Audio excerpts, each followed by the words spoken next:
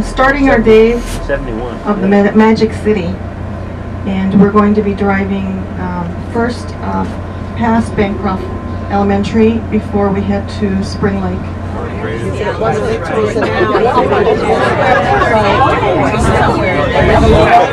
This part of the city, around here, Martha area, there's a growing large population of Latino community. In fact, I just recently found out that it's even an area that they recognize as, what is that, from Guerrero, a large group of people from the state of Guerrero. So we're growing in different parts of the city, but they've even, you know, this particular area is really big. Lake,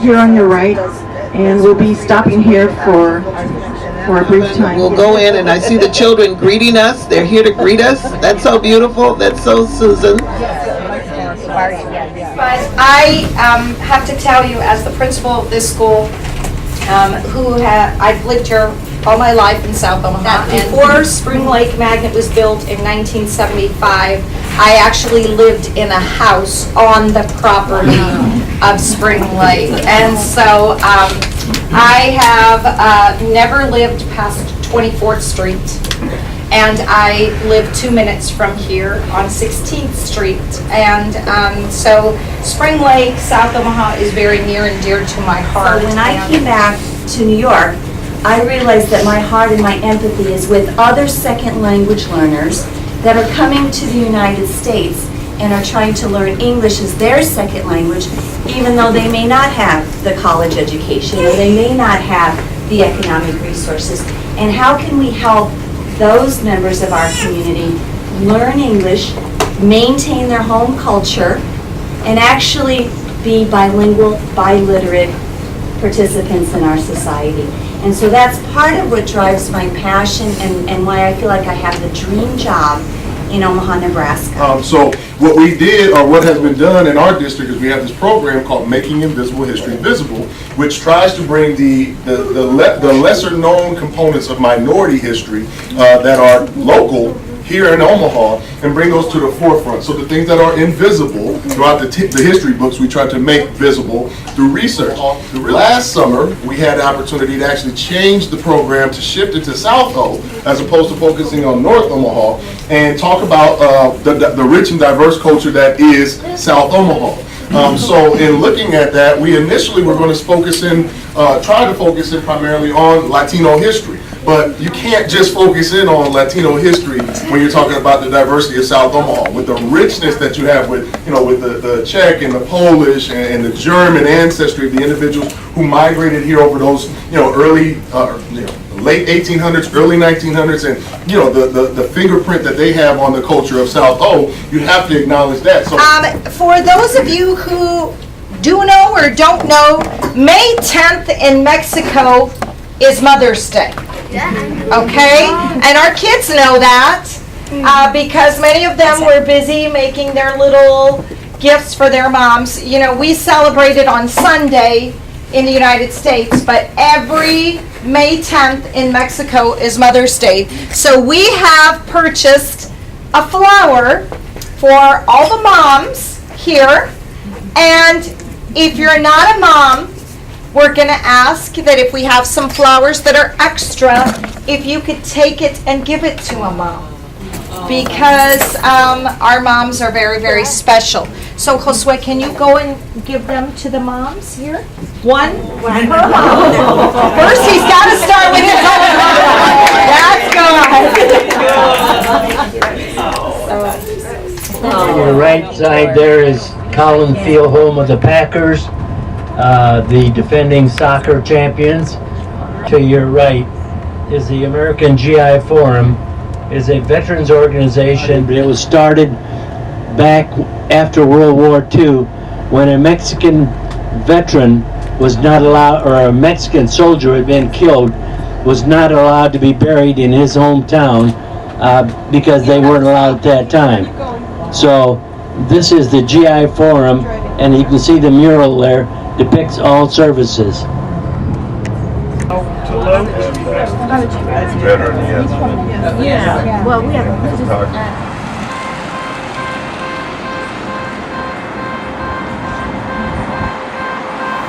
1862 and 63, Omaha had become like the gateway, like St. Louis, a gateway to the West. And everybody was going to Omaha, but some of them, they resided here. So you see, you have several things going on at the same time, all right? You have the Missouri River as one of the main arteries, communication artery, was going north-south, and then going into the Mississippi, and then going all the way to New Orleans. So actually, that's lines of communication, bringing people up and down. All right.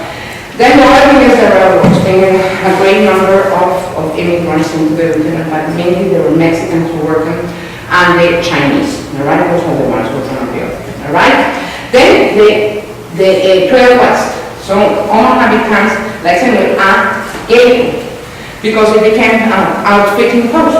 They provided for the people going west all kinds of things. You didn't mention the Guadalupe Church didn't come from the bakery here. We spent decades in a storefront building about half this size, and it was a storefront that didn't resemble a church at all. But that's where I grew up, and the Mexican community, which was not as great in numbers at that time, attended Our Lady of Guadalupe in a storefront right around the corner from here. It's called Eddie's Cafe now, but a storefront is where we started, and many fundraisers, tamale sales, taco, whatever, had to be put on to buy this from Phillips Department Store, which some of you might remember. This property belonged to them, and then this church came along. I was probably just out of high school when this building was built. It has a tremendous sense of pride because we had our church.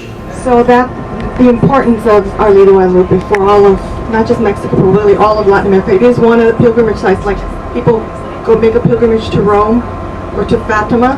People make a pilgrimage to Our Lady of Guadalupe, to the Basilica. December 12th. People walk miles and from states, different places, from other countries.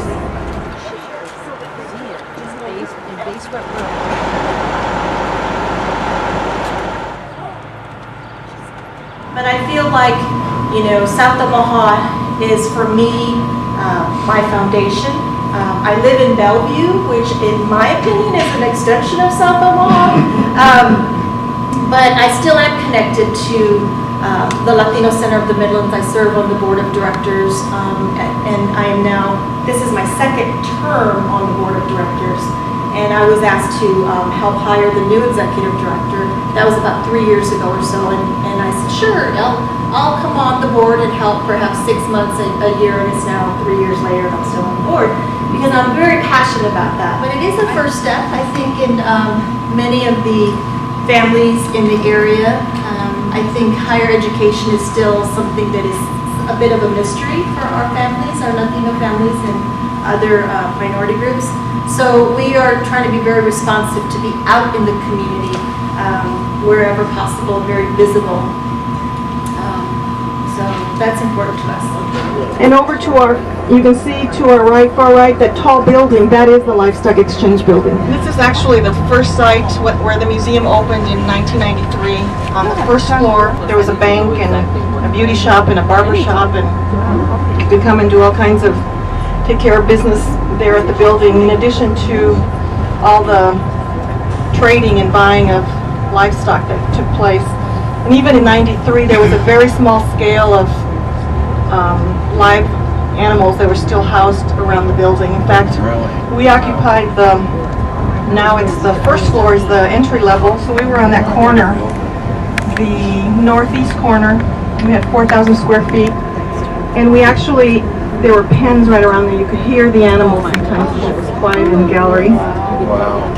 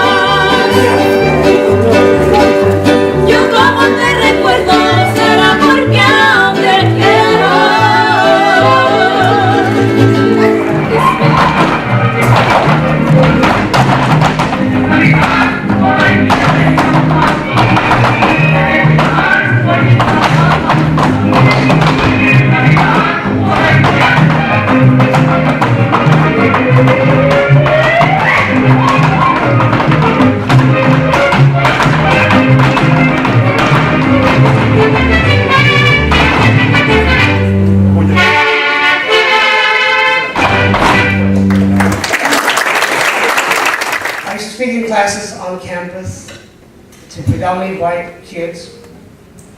And I used to ask the question, what's an American? I said, you know, I think I can match anybody in this country on being an American. Because I was a good Catholic altar boy. I was a pretty good baseball player. Got a baseball scholarship to go play at Chapman State. Got the highest honor you can get as a PhD.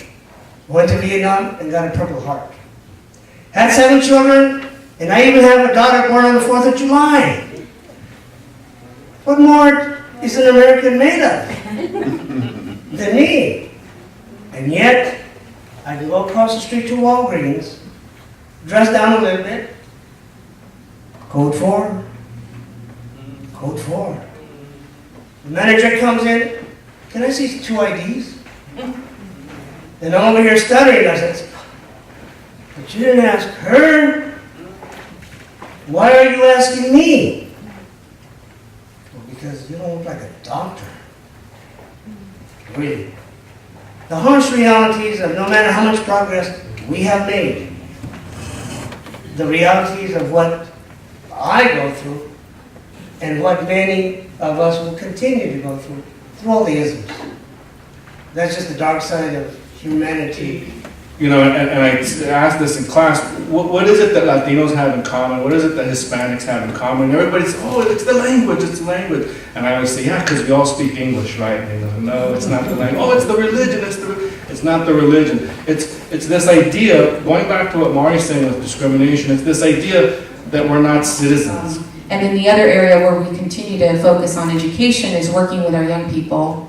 We have programs at South High School and at Bryan High, and we're currently looking to expand to other high schools, particularly districts that are seeing an increase in Latino students and don't quite know what to do with the Latino parents in their school buildings.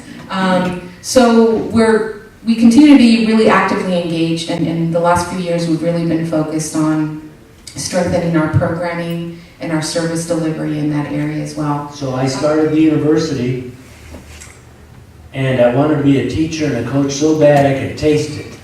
And I'll never forget the building, the room, the times that I went into the professor's office. I walked in his office, and the first thing out of his mouth was, Ramirez, I think you got to change your major. You know, I said, whoa. I failed the class. He said, no, you did very well. But there aren't too many of your people in teaching. What's this man telling me? You know, I was a young man, I didn't know anything about institutional racism then, but that man taught me a lifelong lesson that I carry with me today, that I will never, ever allow anyone to tell a student of color, you can't be something because of what you are.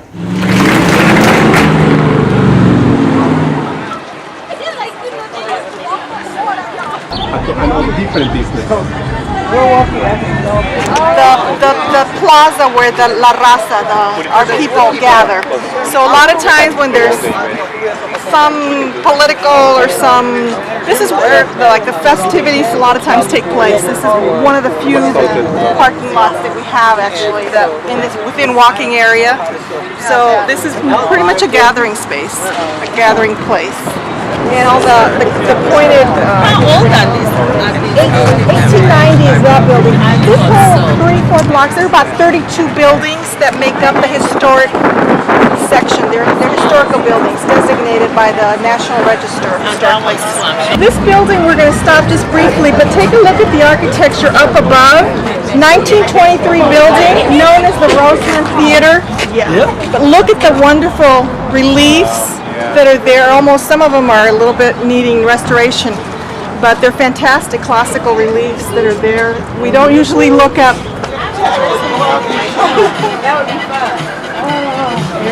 Okay. The language I think today is more it's accepted, because when I was growing up and there were other Mexicans in the classroom and they wouldn't speak it, and I finally asked some of the parents, why is it that they don't speak?